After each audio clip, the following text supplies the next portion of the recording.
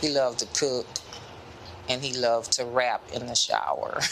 LaTanya Payne still clings to memories of her son Corinthian since he died of leukemia last year at just 13 years old. It was hard. He was coughing up blood from his lungs. He was on dialysis. They tried everything, and nothing worked. 2 months after his death, LaTanya was diagnosed with breast cancer for the second time. Our community is suffering from this cancer cluster. In 2019, state health officials found higher rates of certain adult cancers in Houston's 5th Ward. A year later, another bombshell. Children in the area getting leukemia at a rate nearly 5 times the state average. The second report from the State Health Department was even more disturbing because that involved the children. Right, but they never listed a cause. They never listed a cause.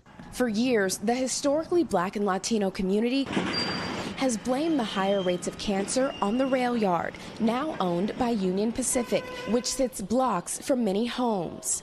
Decades ago, workers used creosote to preserve wooden rail ties.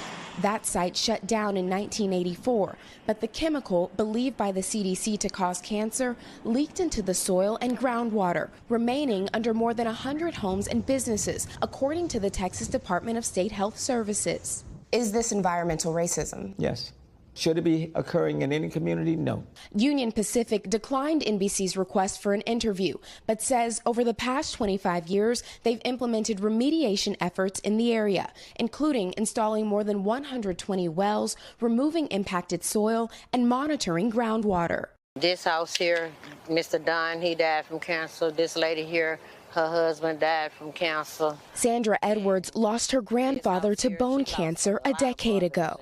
I got a Ziploc bag full of obituaries from 5th Ward. All cancer? All cancer.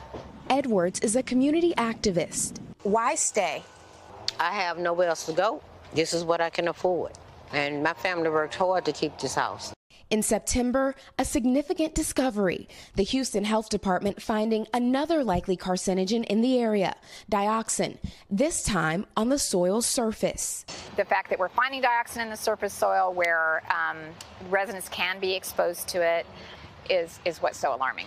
Union Pacific says, in part, the dioxin levels in the city samples are well below state requirements, and that attributing the contamination solely to their site is unreasonable and inaccurate. Lawyers representing families in the neighborhood say thousands have filed lawsuits against Union Pacific, including LaTanya Payne.